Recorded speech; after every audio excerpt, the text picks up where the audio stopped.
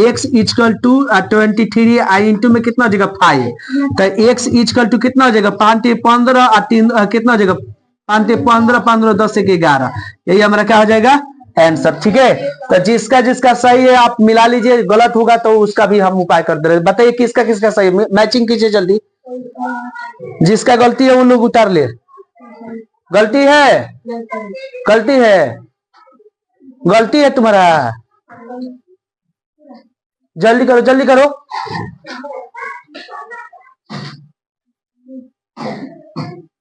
अब एक एक दो खाली बढ़ गया होगा।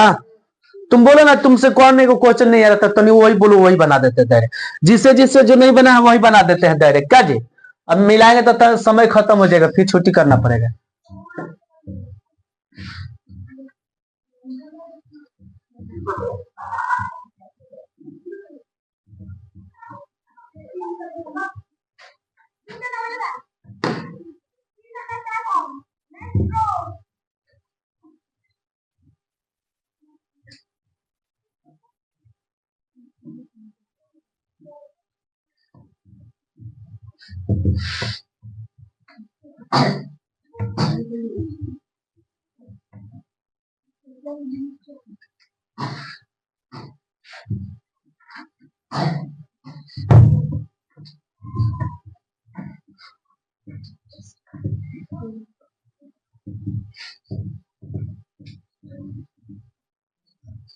बोलिए, रैखिक समीकरण। क्या बाबू, यहाँ पे अभी हम अब जो आज न्यू क्वेश्चन हम लोग सीखने वाले हैं, उसमें न्यू क्वेश्चन में हम लोग क्या सीखेंगे, एक चर वाले समीकरण। कितने, एक चर वाले, ठीक है ना।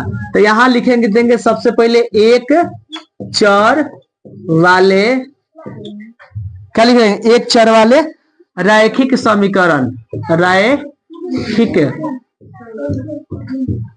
समीकरण, ठीक है ना। या इसी पे हम क्वेश्चन बनाएंगे और इसी को पे क्वेश्चन हमको क्या बताना, दिखा देना है। तुम लोग देखो सही से समझोगे, क्या कर रहे हो जी, उतरना जरूरी हो गया है, समझोगे नहीं तुम लोग। चर वाले रैखिक समीकरण हमको सीखना है। इसमें से एक क्वेश्चन हम ले लेते हैं, वो सबसे पहले ले लेते हैं 3। यहां पे कर लेते हैं कितना, एक नंबर क्वेश्चन ले लेते हैं। एक ही क्वेश्चन पहले समझाएंगे। 3 है, x है माइनस में कितना 3 और फिर इक्वल टू में 15 है, ठीक है ना। ठीक है, दो क्वेश्चन ले लेते हैं, दो क्वेश्चन समझाते हैं ताकि आपको जल्द से जल्द समझ में आ जाएगा। x बाई हो जाएगा कितना 2 माइनस में 7 इक्वल टू में हो जाएगा 15, ठीक है ना, दिक्कत नहीं। ये दोनों क्वेश्चन को समझना है। ये एक नंबर क्वेश्चन है, ये 2 नंबर क्वेश्चन है, और दोनों ही एक चर वाले रैखिक समीकरण है। कौन है, एक चर वाले रैखिक समीकरण है। तो सबसे पहले यहाँ पे याद रखना बाबू कि इसको बनाने के लिए सबसे पहले आपको सॉल्व लिख देना है। क्या लिखना है, सॉल्व, यानी हल करने पर लिख देंगे हल कर रहे हैं, ठीक है ना। तो यहाँ पे क्या कर लेंगे, 3 लिख देंगे, x लिख देंगे माइनस में 3 इक्वल टू फिर 15 कर लेते हैं। इस दोनों को इंटू करेंगे तो 3x माइनस में कितना हो जाएगा 9 इक्वल टू हो जाएगा कितना 15। दिक्कत नहीं, दिक्कत नहीं ना है। अब क्या करना है, यहां लिख देंगे 3x इक्वल टू 15, अब 15 के बाद इसको उधर कर लेंगे तो ये माइनस में है, किस में है, माइनस में, और उधर जाएगा तो हो जाएगा किस में, प्लस में। तो इसको प्लस में करेंगे तो प्लस में ये हो जाएगा 9, दिक्कत नहीं। तो यहाँ हो जाएगा कितना 3x इक्वल टू, इसको जोड़ देंगे तो कितना हो जाएगा 24, यानी 24 हो जाएगा। x इक्वल टू लिख देंगे 24 बाई कितना 3, इंट कट कर देंगे कितना हो जाएगा बाबू 8।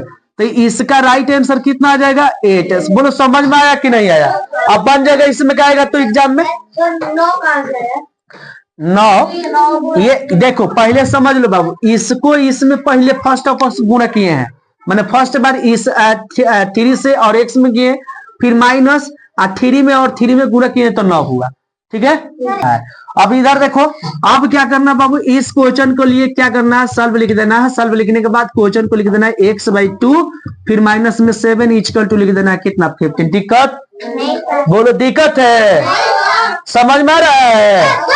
अब क्या करना है बाबू, कि यहाँ लिख देना है x बाई कितना 2। दिक्कत अच्छा है, इसको हटा दो, हम तुमको एगो अलग तरीके से इसको बता रहे हैं ताकि तुमको बिल्कुल समझ में आएगा।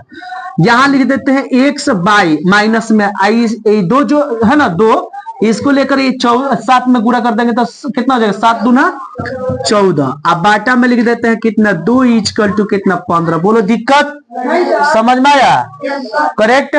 अब क्या करना है, लिख देना ऊपर वाला सेम लिख देना 14, x माइनस 14 इक्वल टू लिख देना 15 इंटू 2 को यहाँ पर लाकर गुणा कर देना है। समझ में आ गया? तो यहाँ कर लेंगे x माइनस में 14 इक्वल टू 15 दूना 30, तो x इक्वल टू हो जाएगा 30 प्लस में हो जाएगा कितना 14, x इक्वल टू कितना हो जाएगा बाबू 44 यानी 44 हो जाएगा। ये हमारा करेक्ट आंसर होगा। बोलो समझ में आया कि नहीं आया? समझ में आ गया ना? दिक्कत नहीं, जल्दी से नोट कीजिए इसको।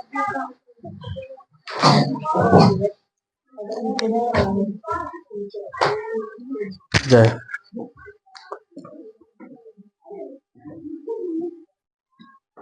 दिक्कत नहीं होनी चाहिए बाबू, आराम से उतारिए, आराम से बनाइए। कल शिवरात्रि है, कल शिवरात्रि है ना, जल धारने जाना है। कितने लोग धारेंगे जल? चलिए अच्छी बात है, जल धारना चाहिए, मन को पवित्र बनाना चाहिए। ठीक है, मन में किसी भी प्रकार के गंदगी को नहीं रखना चाहिए। ठीक है। अच्छा, तुम बहुत लोगों लड़कों को देखा होगा गांजा पीते हुए। तुम लोग तो अभी तुम लोग का कोई एज नहीं है, ठीक है, ये सब जानने का, लेकिन कई जगह तुम लोग स्कूल जाते होगा पढ़ने के लिए, तो तुम लोग देखना कि रास्ते पे एक दो ऐसे नशेड़ी लोग मिल जाते हैं जो गांजा पीते हैं। बात समझ रहे? लोग बोलता है गांजा भगवान शिव का प्रसाद है, हालांकि ऐसा नहीं है। गांजा एक प्रकार का नशा है और नशा से हमको दूर रहना चाहिए। समझ में रहा? गांजा वही लोग पीता है जो धोखा खाया हुआ रहता है। शौक से कोई गांजा नहीं पीता है, शौक से जो पीता है वो बर्बाद हो जाता है। इसलिए कहा जाता है प्यार में बर्बाद हुए लोग अक्सर महादेव के दीवाने होते हैं। और नहीं विश्वास है तो आप ITN बाबा को देखिए जो महाकुंभ में वायरल हुए थे।